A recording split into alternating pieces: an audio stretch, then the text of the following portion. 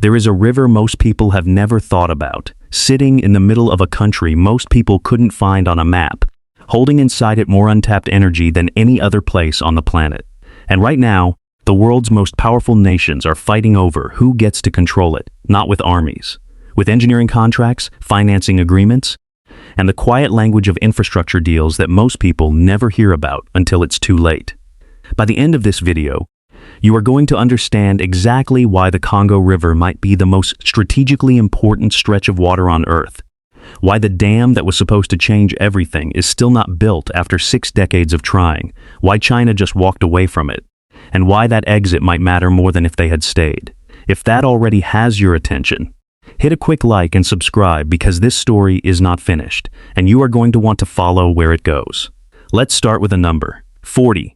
00 megawatts. That is the designed capacity of the Grand Inga hydroelectric project on the Congo River in the Democratic Republic of Congo. To anchor what that number actually means, China's Three Gorges Dam, which is currently the largest power station ever built on Earth, produces 500 megawatts. Grand Inga, if it is ever completed, would produce nearly double that from a single site on a single river in Central Africa. Nearly double. Not a marginal improvement, not a modest upgrade, almost twice the output of the most powerful dam ever constructed in human history, flowing out of turbines in a country where, according to the World Bank, only 1 in 5 people currently has access to electricity. That gap between what this river holds and what the people living next to it actually receive is the most important tension in this entire story. And it has been building for 60 years. The engineering studies on the Congo River's potential at a place called Inga Falls were first conducted in the 1960s. Think about what the world looked like then. The Apollo program had not yet put a man on the moon. The internet did not exist. And yet engineers were already standing at the edge of those falls, running the numbers, and arriving at a conclusion that every engineer who has visited since arrives at as well. This place is extraordinary. This site right here holds concentrated energy potential that is almost without parallel anywhere on Earth. That conclusion has never been disputed. What has been disputed endlessly is who builds it, who finances it, who controls it, and who benefits. Those 4 questions have derailed Grand Inga not once, not twice, but repeatedly across 6 decades. And they are the same 4 questions driving everything happening there right now. Here is why the site itself is so unusual, because this matters before anything else. The Congo River is the deepest river in the world. In some stretches, it drops over 700 feet below the surface. It is the second largest river on the planet by volume, moving 41 cubic meters of water every single second. And unlike most major rivers that slow and spread as they approach the sea, the Congo gets forced through a series of narrow gorges near its mouth. The water does not spread, it accelerates. At Inga Falls, that acceleration becomes something that engineers describe in language that sounds less like technical analysis and more like controlled astonishment. The river drops sharply through a narrow geological channel. The pressure concentrates. The energy density at this one point is, by almost any measure, the highest of any undeveloped hydroelectric site on the planet. Most large dam projects spend the majority of their budget creating the thing that nature already built at Inga. You build a wall, you flood a valley, you manufacture the height difference that generates power. It costs billions, it displaces communities, it takes decades. At Inga Falls, the river drops whether you build there or not. Grand Inga does not manufacture that energy, it intercepts it. And then there is the design, because Grand Inga does not look like what most people picture when they picture a dam. The image most of us carry, a massive concrete wall stretching across a river, holding back an enormous artificial lake, is not what Grand Inga is. Engineers are not planning to wall off the Congo River the way Three Gorges walled off the Yangtze, flooding an area the size of Singapore and displacing over 1 million people. Instead, a controlled portion of the river's flow would be diverted through channels and tunnels, directed at high velocity toward turbines. The natural elevation drop provides the hydraulic pressure. You are not storing the energy. You are channeling it. The force comes from the flow, not the volume behind a wall. The individual turbine units are projected to exceed 700 megawatts each. Most countries on the African continent run national grids smaller than that. A single spinning unit at Grand Inga would outpower an entire nation's electricity system, and those turbines would sit in underground powerhouses carved directly into the rock, protecting them from flooding, stabilizing temperature, and extending operational lifespan. The mountain becomes part of the machine. On paper, the engineering is not the problem. It has never been the problem. The problem has always been everything surrounding the engineering. The Democratic Republic of Congo is one of the most resource-rich nations on Earth. It holds the world's largest reserves of cobalt, which every electric vehicle battery currently depends on. It has copper, coltan, diamonds, and vast untapped agricultural land. Beneath its soil lies a catalog of materials the modern world cannot function without. And yet, according to the World Bank, 5% of its population was living on less than $2.15 a day in 2024. It consistently ranks among the lowest nations in global development indices. Decades of colonial extraction, followed by dictatorship, followed by civil conflict, followed by the kind of governance fragility that makes a decades-long infrastructure commitment feel like an unreasonable bet. That context is what killed Grand Inga not once but repeatedly.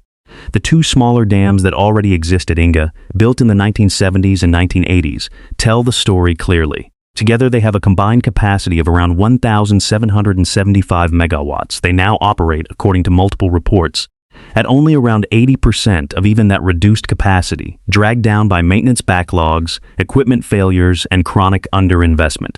The infrastructure that was supposed to prove Inga's potential has instead spent decades illustrating how difficult it is to sustain complex engineering in an environment shaped by political instability. That is the history. Here is where it gets genuinely extraordinary. In 2016, the World Bank, which had been one of the project's most important institutional backers, withdrew its support publicly.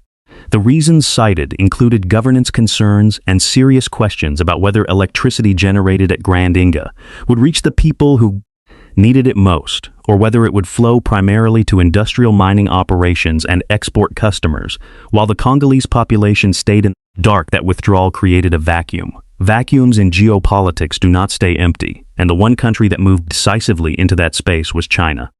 The China Three Gorges Corporation, the state-owned company that actually built Three Gorges, the largest power station ever constructed, positioned itself as the lead partner for Grand Inga. The institutional logic was undeniable.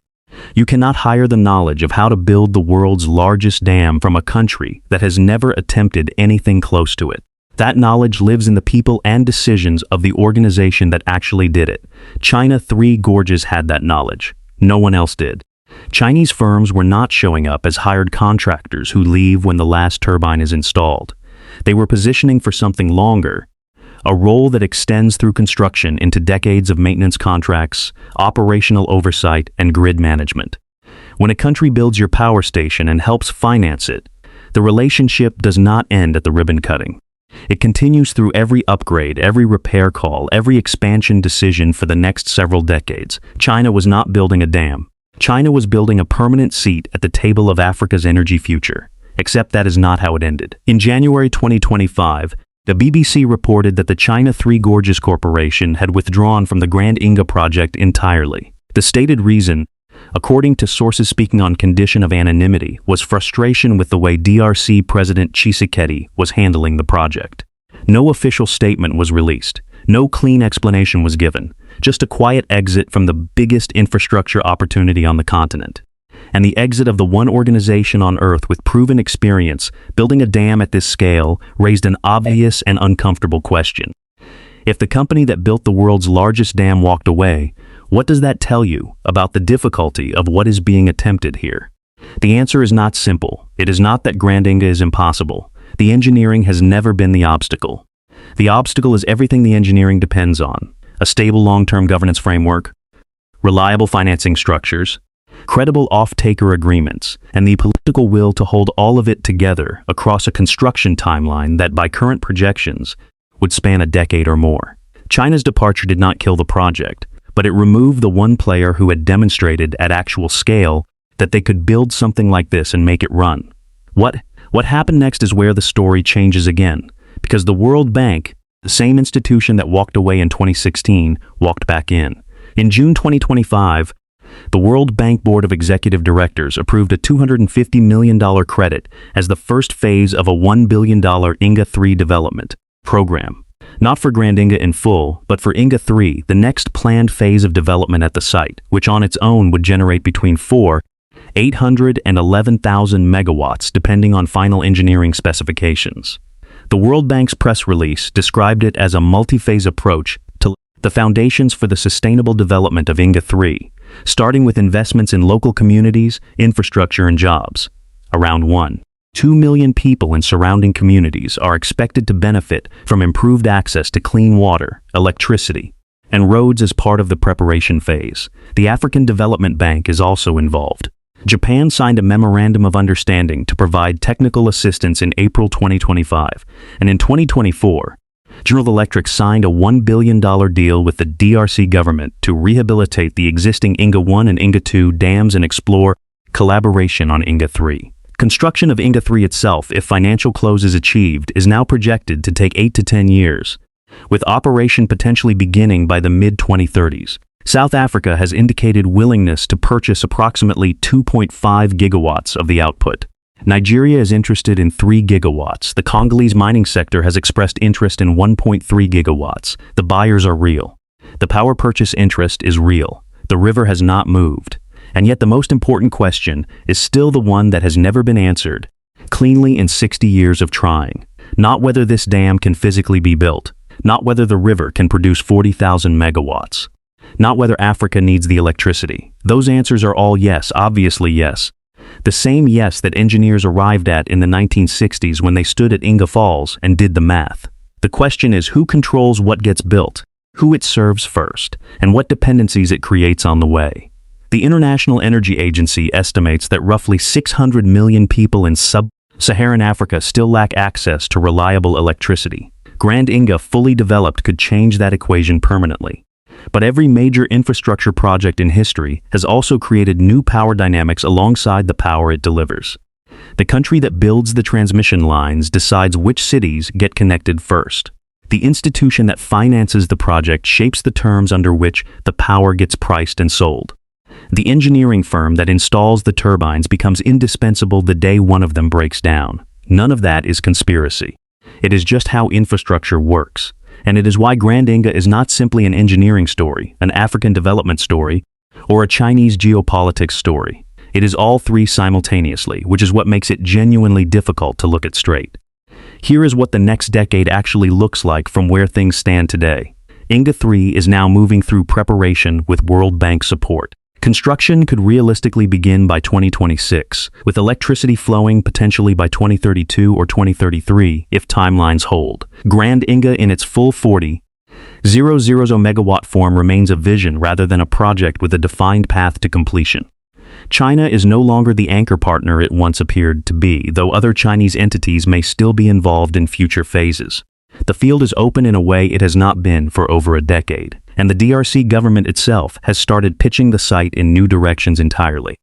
In late 2025, Congolese officials began presenting Inga to data center operators as a source of cheap, renewable energy to power artificial intelligence infrastructure. The logic is straightforward. Grand Inga has abundant cooling water from the Congo River, access to fiber networks, and the most concentrated renewable energy potential of any site on Earth. The same falls that could light up African cities could power the servers running the next generation of AI systems. That reframing is either a brilliant diversification of the project's appeal or a warning sign about who the electricity is actually being built for. The answer to that question depends entirely on decisions that have not yet been made. So here's what you are actually watching when you watch the Grand Inga story unfold.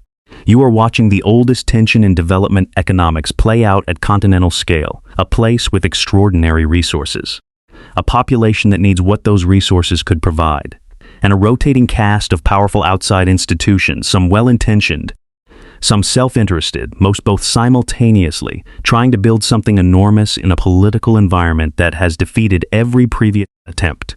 China tried and left, the World Bank left and returned. General Electric arrived with $1 billion. Japan showed up with technical assistance. South Africa is waiting for the electricity. Nigeria is waiting. 600 million people across sub-Saharan Africa are waiting. And Inga Falls keeps dropping 300 feet of Congo River water through its gorge every second, every minute, every hour, the way it has for millions of years, indifferent to every financing committee and governance framework and geopolitical calculation happening around it. The energy is there. It has always been there. The only question has always been whether the humans involved can get out of their own way long enough to do something with it. That question is still open, and the next few years will go a long way toward answering it. If this changed how you see Africa's energy future, hit that like button and subscribe. Drop in the comments what you think happens next. Does Grand Inga get built? And if it does, who does it actually serve?